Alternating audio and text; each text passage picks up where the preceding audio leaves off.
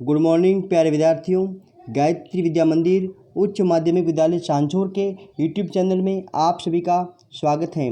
प्यारे विद्यार्थियों, आज हम पढ़ने जा रहे हैं कक्षा 8th की संस्कृत पाठ्यपुस्तक रुचिरा का 9वां पाठः सप्तभगिन्यम। इन्हीं प्रकरण के साथ में मैं मुकेश कुमार वर्मा। तो आइए प्यारे विद्यार्थियों, आज के इस प्रकरण के अंदर हम इस पाठ के प्रश्नोत्तर को हल करते हैं। तो आपको भी प्रत्येक प्रश्नों को किस प्रकार से हल करते हैं, कैसे हल करते हैं, इनको समझना होगा और समझने के बाद में अपनी कॉपी के अंदर सुंदर राइटिंग में जमा के लिखना है। तो देखिए, हम इनके प्रश्नों को हल करना आरंभ करते हैं। देखिए, इनका पहला क्वेश्चन जो है, सुप्रभातम सुप्रभातम सुप्रभातम महत्वाधायिनी पर्व परंपराभिः चतुर्विंशतिः द्विसप्ततितमे वंशवृक्षनिर्मितानां सप्तभगिन्यः प्राकृतिक संपद्भिः वंशोद्योग्यं गुणगौरवदृष्ट्या पुष्पस्तबकसदृशानि अंतर्राष्ट्रीय ख्यातिम। तो इनका हमने क्या किया, उच्चारण किया। प्रत्येक शब्द को बोलना है और उनके बाद में उच्चारण करने के बाद में आपको अपनी कॉपी के अंदर प्रत्येक शब्द को 2 बार सुंदर राइटिंग में जमा करके लिखना है। तो देखिए, अब देखते हैं अगला नेक्स्ट क्वेश्चन। दूसरा क्वेश्चन देखें। प्रश्नानाम उत्तराणि एक पदेन लिखित। प्रश्नों के उत्तर एक शब्द में लिखिए। तो कब देखिए, अस्माकं देशे कति राज्यानि सन्ति। हमारे देश के अंदर कितने राज्य हैं? तो कितने? 28 राज्य हैं। अगला देखिए, प्राचीन इतिहासे का स्वाधीना आसन। प्राचीन इतिहास के अंदर कौन स्वाधीन था, स्वतंत्र था? तो 7 भगिन्यः, 7 बहिनें। केषां समवाय सप्तभगिन्यः इति कथ्यते। किसका जो है समवाय समूह सप्तभगिन्यः कहा जाता है? तो देखो, सप्त राज्यानाम समूह, 7 राज्यों का जो समूह था वह सप्तभगिनी कहलाता था। अस्माकं देशे कति केंद्र शासित प्रदेशाः सन्ति। हमारे देश में कितने केंद्र शासित प्रदेश हैं? तो कितने हैं? 9। अस्माकं देशे 9 केंद्र शासित प्रदेशाः सन्ति। सप्तभगिनी प्रदेशे कः उद्योग सर्वप्रमुख। सप्तभगिनी, इन प्रदेशों के अंदर कौन सा उद्योग है वो सबसे प्रमुख है? तो कौन सा प्रमुख उद्योग है?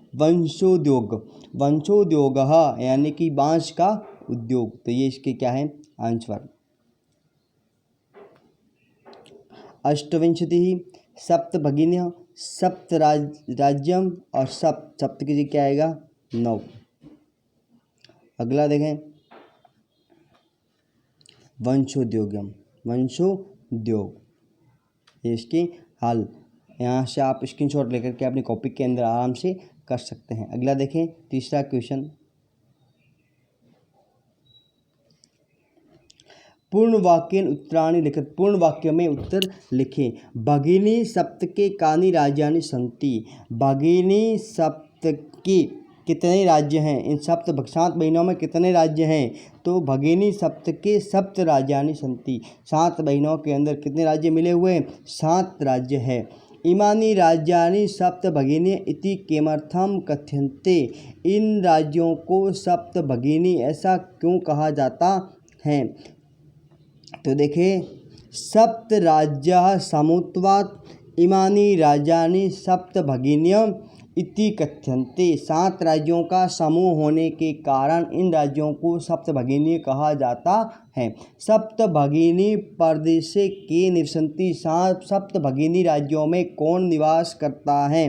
तो सप्तभगिनी प्रदेशे गारो, खासी, नगा, मिजो, पर्वत्य बहव जनजातियाँ निवसन्ति। सप्त भगिनी प्रदेश के अंदर गारो, खासी, नगा और मिजो इत्यादि बहुत सारी जनजातियाँ हैं वह निवास करती हैं। एतत् प्रादेशिका के निष्णाता सन्ति ही। इन प्रदेश के अंदर कौन जो है वो अपनी और किस में निपुण हैं। इस प्रदेश के रहने वाले लोग जो है किसके अंदर अत्यधिक निपुण हैं, कुशला सन्ति ही। तो एतत् प्रदेश से सब लीला कला भी निष्णाता सन्ति। इस प्रदेश के रहने वाले लोग जो है अपनी कलाओं में और कलाकृति के अंदर कैसे हैं, निपुण हैं, कुशल हैं। वंश वृक्ष वस्तूनाम उपयोग कुत्र कृति। बाँस के वृक्षों का जो उपयोग है वो कहाँ किया जाता है। बाँस के वृक्षों का उपयोग कहाँ किया जाता है। तो आवस्त्र भूषणेभ्यः गृह निर्माण पर्यंत प्राय सर्वत्र उपयोग क्रियते। बाँस के वृक्षों का उपयोग कपड़े, आभूषण और गृह निर्माण से लेकर के सभी कार्यों में इनका उपयोग किया जाता है। तो ये इसके क्या है, आंसर देखिए। सप्त भगिनी सप्त के सप्त राज्यानि सन्ति। 7 बहिनें का जो है वो 7 राज्य हैं उनके आधार पर 7 बहिनों इनको कहा जाता है। सप्त राज्य समुत्वात् 7 राज्यों के समूह से इमानी राज्यानि इन राज्यों को सप्त भगिनी इति कथ्यते। 7 बहिनें ये कहा जाता है। सप्त भगिनी प्रदेशे 7 बहिनें इन प्रदेश के अंदर रहने वाले निवास गारो, खासी, नगा, मिजो, पर्वत्य। गारो, खासी, नगा, मिजो, पर्वत्य यानी आज इत्यादि बहुत सारी जनजातियाँ निवसन्ति। इनके साथ में और भी बहुत सारी जनजातियाँ जो है वो यहाँ पर निवास करती हैं। एतत् प्रदेशिका इन प्रदेशिकों के लोग सब लीला कला भी अपनी लीला और कलाओं के अंदर क्या है, निष्णाता, कुशल है, निपुण है। आवस्त्र भूषणेभ्यः यानी कपड़े, गहने, गृह निर्माण इनके अलावा और भी सर्वत्र सभी जगह बाँस के वृक्षों की वस्तुओं का उपयोग किया जाता है। तो देखें इनकी अगला क्वेश्चन जो है, वयम रेखांकित पदम आधर्त्य जिसके नीचे रेखा अंकित की गई है उन शब्द को आधार मान करके कुल प्रश्नों का निर्माण करें। तो देखें किन के नीचे रेखा अंकित की गई है। वयम स्वदेशस्य राज्यानां विषय ज्ञातुम इच्छामि। हम सब अपने देश के राज्यों के विषय में जानने के इच्छुक हैं। तो किसके राज्य में किसके लिए आएगा, कश्यम। क्या शब्द आएगा, कश्यम। तो यहाँ पर जो पीछे प्रश्नवाचक चिन्ह लगे हुए वो गलत है। यहाँ पर क्या आएगा, खड़ी पाई आएगी यहाँ पर और यहाँ पर भी। तो इनके पीछे प्रश्नवाचक चिन्ह नहीं आएंगे। जब इनके प्रश्न बनेंगे तब इनके पीछे क्या लगाना है, अपने को प्रश्नवाचक चिन्ह लगाना है। तो क्या आएगा इसके अंदर, कश्यम। सप्त भगिनी प्राचीन इतिहास से प्राय स्वाधीना एवं दृष्टा। तो सप्त भगिनी प्राचीन इतिहास में प्राय क्या है, स्वाधीन, स्वतंत्र थी। तो कौन थी, तो क्या आएगा, कहा। अब देखें, प्रदेशे अस्मिन हस्तशिल्पानां बाहुल्यम वर्तते। इस प्रदेश के अंदर हाथ की कला का बाहुल्यता है यानी अत्यधिकता है। हस्तशिल्पानां तो क्या आएगा, केशानाम, किसकी। एतानि राज्यानि तु भ्रमणार्थम स्वर्ग सदृशानि। ये सब राज्य तो घूमने के लिए स्वर्ग के समान दिखाई पड़ते हैं या दिखाई देते हैं। तो कैसे हैं, तो कीदृशानि, क्या आएगा, कीदृशानि। तो देखिए यहाँ पर इनके क्या बनाया अपन ने, क्वेश्चन यहाँ पर बने हुए हैं। इनके पीछे जो प्रश्नवाचक चिन्ह लगाना आपने को नहीं भूलना है। इनके पीछे प्रश्नवाचक चिन्ह लगाना क्या है, अनिवार्य है। वयम कस्य राज्यानां विषये ज्ञातुम इच्छामि। हम सब किसके राज्यों के बारे में जानने की चाहते हैं। का प्राचीन इतिहास से प्राय स्वाधीना एवं दृष्टा। कौन प्राचीन इतिहास के अंदर स्वतंत्र दिखाई पड़ते हैं, दिखाई देते हैं। प्रदेशे अस्मिन केशान बाहुल्यम वर्तते। प्रदेश के अंदर किसका बाहुल्य यानी अत्यधिकता है। एतानि राज्यानि भ्रमणार्थम। ये राज्य घूमने के लिए कैसे हैं, तो स्वर्गदर्शानि, स्वर्ग के समान, जो पहले आपको बताया हुआ है। देखें अगला क्वेश्चन, इसी का 5वां क्वेश्चन।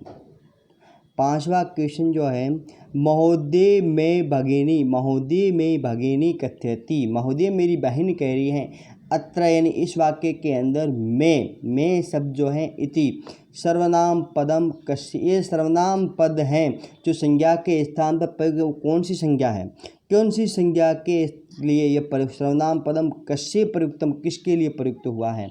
तो किसके लिए हुआ है ये प्रयुक्त? सवराय प्रयुक्तम, सवरा के लिए। सवरा ने क्या कहा था कि मेरी बहन ये कहती हैं, ईशा सवरा ने कहा था, तो मैं शब्द है वो सवरा के लिए प्रयुक्त हुआ। सामाजिक सांस्कृतिक परिदृश्यानां साम्याद इमानि उपयुक्त पदानि उक्तोपाधिना प्रथितानि अस्मिन् वाक्ये प्रथितानि इति क्रियापदस्य कृतपदं किम। प्रथितानि जो शब्द हैं, इस शब्द की जो क्या है क्रिया है, तो इति क्रियापद से इस क्रियापद का कृतपद क्या बनेगा? प्रथितानि का तो क्या बनेगा? प्रथनम। इसका क्या बनेगा? प्रथनम, प्रथनम बनेगा। अगला देखें, एतेषां राज्यानां पुनः संगठनम, इन राज्यों का पुनः संगठन विहितम यानी वा। अत्र संगठनम जो है इति कर्तपद, यहाँ पर क्या है संगठन यानी कर्तापद है। इस कर्तापद का क्रियापद क्या बनेगा? तो क्या बनेगा? संघटति, क्या बनेगा? संघटति। अत्र वंश वृक्षाणाम प्राचुर्यम विद्यते, यहाँ पर वंश यानी बाँसों के वृक्ष जो अत्यधिक मात्रा में, अस्मात् वाक्यात इस वाक्य के अंदर अलपता यानी कम, इति पदस्य विपरीतार्थकम पदम चित्वा लिखें। अलपता शब्द का जो है वह विपरीत शब्द अर्थात विलोम शब्द क्या होगा? ऑपोजिट क्या होगा अलपता का? तो अलपता का ऑपोजिट है प्राचुर्यम, अत्यधिक। क्या है? प्राचुर्यम। अगला देखें, क्षेत्र परिमाणे, खेत के परिमाणे, क्षेत्रा परिमाणे इमानी लघुनि वर्तन्ते। वाक्यात इस वाक्य के अंदर संति यानी इति क्रियापदस्य समानार्थक पदम चित्वा लिखित। क्रियापद कौन सा क्रियापद है? क्षेत्राणि पर लघु वर्तन्ते, वर्तन्ते जो शब्द हैं वाक्यात संति इति क्रियापद, वर्तन्ते जो क्रियापद हैं इसका समानार्थिक पद, समान अर्थ वाला अर्थ हो तो इसका विलोम, इसका पर्यायवाची शब्द है वो क्या होगा? वर्तन्ते शब्द का पर्यायवाची शब्द क्या होगा? वर्तते। क्या होगा? वर्तते। यहाँ पर इसके आंसर जो है वो दे रखे हैं, यहाँ से भी आप आराम से लिख सकते हैं और इसको वहाँ से समझ सकते हैं। तो महोदय में भगिनी कथयति, अत्र में इति सर्वनाम पद सवराय प्रयुक्त, सवरा के लिए प्रयुक्त हुआ है। देखो, सामाजिक सांस्कृतिक परिदृश्यानां साम्याद इमानि उपयुक्त पदानि प्राचीनता अस्मिन् वाक्ये प्रथितानि जो शब्द हैं इति क्रियापदस्य कर्तपद प्रथनम भवति। प्रथनम इति एतेषां राज्यानां पुनः संगठन विहितम। अत्र संगठन पद का क्रियापद क्या है? संघटति। अगला देखो, इसके अंदर जो विद्यते हैं अस्मिन् वाक्ये अलपता प्राचुर्य विद्यते, अस्मिन् वाक्ये अलपता इति पदस्य विपरीतार्थम पद, इसका जो अलपता का विपरीत पद क्या है? प्राचुर्यम, यही पद होगा अत्यधिकता। क्षेत्र परिमाणे इमानि लघूनि वर्तन्ते, अस्मिन् वाक्ये सन्ति क्रियापद समानार्थक पदम ही वर्तते इति।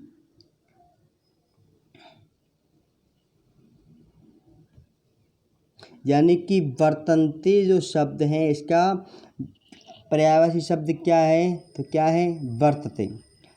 देखें अगला क्वेश्चन,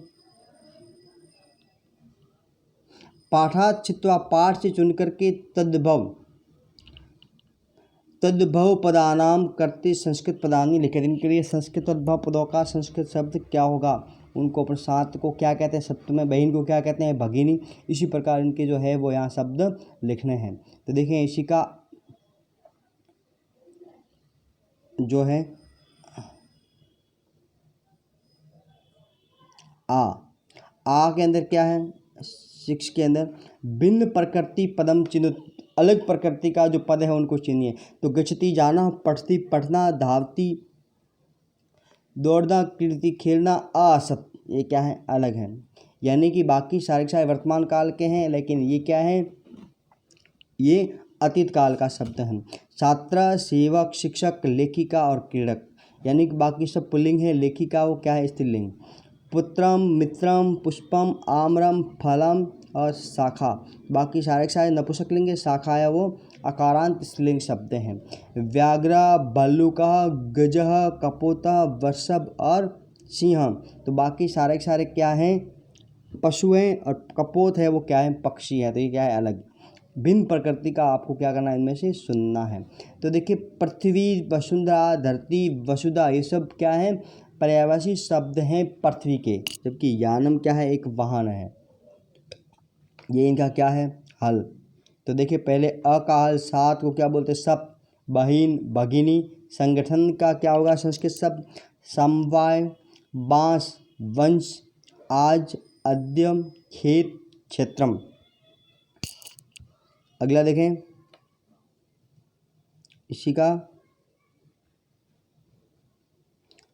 अपन ने अलग किया था, आसत, लेखिका, आम्र, कपोत और यानम। देखें अब अगला क्वेश्चन, सातवां पद है, विशेष्य विशेषणाम, नाम उचित में विशेषण और विशेषणों का, विशेषण का उचित मिलान करें, या इनको सामने भी अपन लिख सकते हैं। तो देखिए इसका ये आंसर, अयम क्या है, इसका विशेषण है प्रदेश का, अयम का विशेषण पद क्या है, प्रदेश। संस्कृत विशिष्टायम, इसका विशेषण क्या है, भारत भूमो। महत्वाधायिनी क्या है, संस्कृति, इसका विशेषण है प्राचीन, इतिहास। एकह, समवाय, तो इनका क्या कह दिया आपने, हल। तो प्यारे विद्यार्थियों, आज के इस प्रकरण के अंदर आपको ये सारे जो क्वेश्चन समझ में आ गए होंगे।